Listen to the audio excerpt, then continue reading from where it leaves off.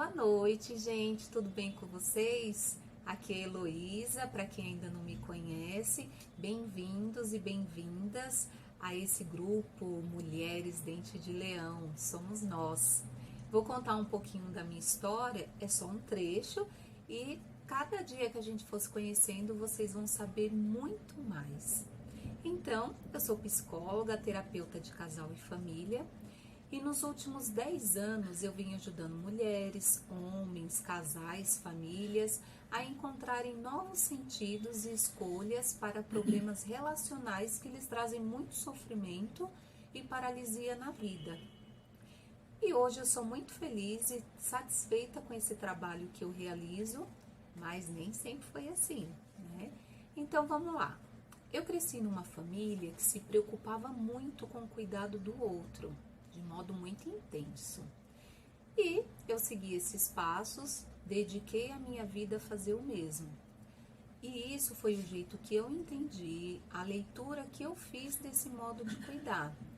E nisso não incluía cuidar de mim mesma. O outro era sempre o principal. E à medida que eu fui crescendo, fazer escolhas e bancá-las era algo muito difícil para mim. Quase nunca eu fazia. Como ser psicóloga, por exemplo, né?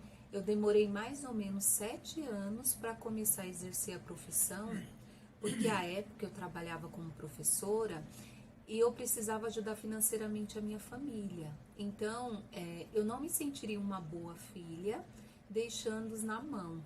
Então, desse jeito, o meu sonho profissional não cabia nem no meu bolso e nem na ideia que eu tinha de decepcionar a minha família. E isso era tudo meu, não que a minha família me impôs nada, né? Mas é a leitura que eu fui fazendo e achando que aquela que era a mais certa ou a mais adequada. E esse mesmo comportamento de sempre me dedicar ao outro e cuidar do outro não foi diferente quando eu me casei. Então, no meu casamento, eu agia sempre no lugar de cuidadora, protetora, de líder da relação. Eu me colocava no lugar de quem tinha que agradar, entender, de ser forte, de ser sabida, de quem dava conta de tudo. E ficava sempre na expectativa de ser reconhecida, validada, cuidada e amada. Só que isso não acontecia. Raros eram os momentos em que eu tinha algum retorno, né? Só que apesar de eu ter essa necessidade do retorno, às vezes eu até me queixava, mas na maioria das vezes eu não fazia isso. Eu ia de novo ser legal, ser compreensiva, que entendia e apoiava tudo, né? E aí o sentimento de culpa me aparecia porque eu fazia leitura assim, que se eu cobrasse, eu seria chata e logo eu não seria amada. E aí eu não me sentia merecedora de receber. Que coisa louca, né? Assim, mas era o meu funcionamento emocional. Então, eu me colocava como se eu tivesse que oferecer muito mais para ver se viria o prêmio de reconhecimento. Só que não vinha e eu não sentia também, né? Tanto que quando meu ex-marido me pediu o divórcio, o que potencializou em mim foi justamente isso. O pensamento que mais me assombrou era que se eu era uma boa pessoa, uma boa esposa, era fiel, trabalhadora, dedicada, sempre atendendo tudo que ele queria, inclusive financeiramente apoiando os projetos dele, mas que fossem os mais incoerentes do mundo, ainda assim eu ia lá e fazia, ajudava, enfim. E aí eu pensava, se com tudo isso ele não me queria, então quem iria me querer? E aí se estabeleceu em mim a ideia de que eu não era suficientemente boa e passou a ser a minha verdade. Eu era uma fraude, então, ali em tudo que eu fazia, não só no relacionamento. Essa foi a leitura e toda a dor que se estabeleceu dentro de mim. E ela só teve força a ponto de me sentir sem sentido de vida, no fundo do poço, porque eu não sabia me colocar nas relações para me ver e ver o outro, né? Tudo para mim era só o outro. E aí assim, gente, eu fiquei pelo menos 3 meses mergulhada nessa dor. 3 meses, só nessa dor, nesse pensamento, nessa sensação horrível, né? Nesse período eu já estava na terapia e eu já sabia que passar por essa dor era necessário. Eu só não imaginava que isso seria tão doloroso, né? Porque o desejo era de fechar os olhos, acordar e ter sumido, mas isso não acontecia. E assim eu fui levando. Só que aí, o dia que eu decidi que eu não ia fazer mais isso comigo, que era um basta, foi quando eu cheguei numa sexta-feira do trabalho, eu deitei no sofá e aí eu fui me dar conta que eu estava nele até domingo. Então foi nesse dia, nessa situação ruim, que eu decidi que iria cuidar de mim. E foi assim que eu tomei a melhor decisão da minha vida. E como que eu fiz isso? Não foram mágicas, né? Eu comecei listando várias coisas que eu gostava ou que eu gostaria de fazer. E eu decidi que eu ia me permitir viver para ver se aquilo tinha sentido.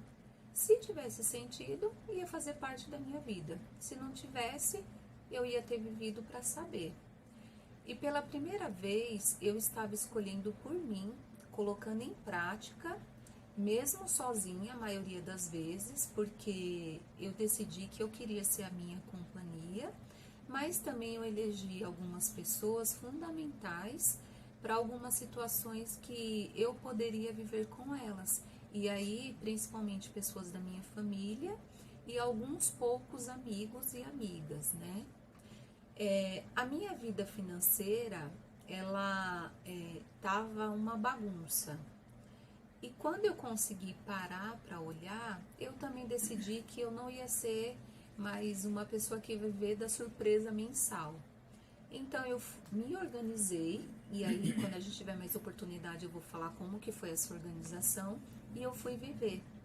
E aí eu escolhi conhecer várias salas de cinemas, não só a de shopping, cafés, eu fui dançar, eu pedalei, eu comi, eu fui pro estádio porque eu gosto bastante de futebol. Eu não vou falar meu time, mas a cor vai denunciar, é porque a gente tá sendo meio julgado que não tem mundial, enfim, né? Eu arrumei minha casa, eu distribuí fotos minhas pela minha casa, porque nem isso eu fazia.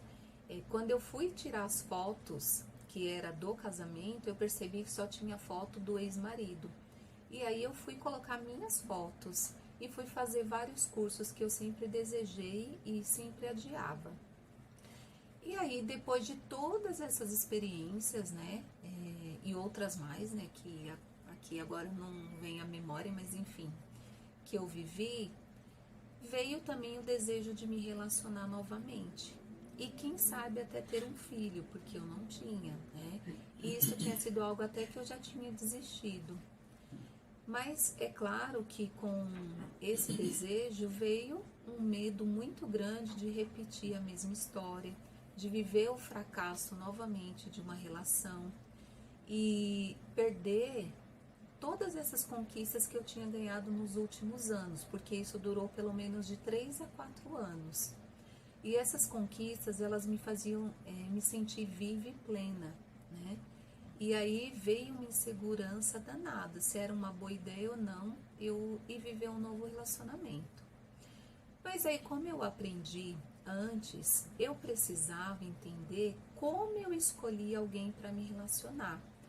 E o que eu poderia evitar fazer para não cair naquela repetição? Que isso também tem um jeito da gente saber, e numa outra oportunidade a gente vai falar mais sobre isso. Então eu aprofundei mais o conhecimento sobre como que eu escolhi as pessoas para me relacionar. Lembrei daquilo que eu falei logo no início para vocês, que era cuidar do outro, que esse era um ponto de atenção para mim. Então, consciente disso, quando eu consegui, né, encontrar uma pessoa, que hoje é o meu marido, o Rô, vocês vão vê-lo aí pelas fotos, né, e até em algumas conversas, eu consegui enxergar que eu estava me colocando como se, desculpa, eu consegui me colocar no lugar de observar se eu estava agindo como cuidadora unilateral ou se eu estava me permitindo cuidar. E eu confesso para vocês que foi uma das coisas mais difíceis para mim, porque eu precisava receber, me sentir merecedora, só que como eu sempre tinha um movimento contrário, eu fiquei cuidando para receber, aceitar e melhor, não me sentir em dívida com o Rô, como se porque ele me fez eu tivesse que devolver em dobro e de um modo muito gigante, né? E aí, se eu conseguir equilibrar essa balança de modo mais saudável, leve, natural, a relação poderia não se repetir como no passado. E então, eu levei um tempo para sair desse funcionamento e uma das coisas que eu mais fiz e que eu oriento qualquer pessoa em qualquer situação a fazer é assim, sempre se perguntar o que eu estava sentindo, o porquê eu estava e qual resposta eu precisaria dar para aquela situação. E esse exercício, inclusive, abriu espaço para eu construir com o Rô o diálogo sobre quem eu era, sobre quem ele era e como que a gente ia resolver qualquer coisa que aparecesse, porque ele também topou falar como ele se sentia, o porquê que ele estava sentindo. E aí eu consegui me posicionar, independentemente do que eu sentia ou pensava, com aquela ideia, né, que ficava lá atrás, assim, puxa, será que eu tô agradando? Será que o Rô vai me amar? Independente desse pensamento, porque ele vinha, eu conseguia respirar fundo e saber que eu poderia ser eu, me colocar, falar o que eu desejava e que estava tudo bem, né? Então, para fechar, né, essa história, esse trechinho da minha história de hoje, eu vou falar para vocês, então, a listinha dos meus passos, né? Para conseguir chegar nesse momento da vida que eu estou hoje. O primeiro foi suportar a dor e ressignificar a minha história. E isso exigiu de mim muita coragem. Depois foi mergulhar no autoconhecimento. Terceiro, viver a minha profissão com mais plenitude. E isso faz muita diferença na minha vida. Me bancar financeiramente e gestar meu dinheiro tranquilamente. E entender como eu escolhi alguém para me relacionar. Esses passos foram os meus pontos de mudança e justamente por sentir tudo isso que eu contei para vocês aqui na pele e saber que eu cheguei no ponto que eu tô hoje e que isso é tão bom e o quanto me faz feliz, eu resolvi direcionar toda a minha energia, meu conhecimento, a minha paixão pela psicologia e pelas relações para transformar a vida de mulheres e homens também que queiram passar por essa jornada da separação ou do divórcio para um novo relacionamento que seja mais saudável e feliz. Então, para mim, ter você aqui é sinônimo de honra de toda essa história que eu vivi e de poder contribuir com o mundo ajudando nessa transformação. Um grande beijo e obrigada e a gente vai se falando, tá bom? Tchau, tchau!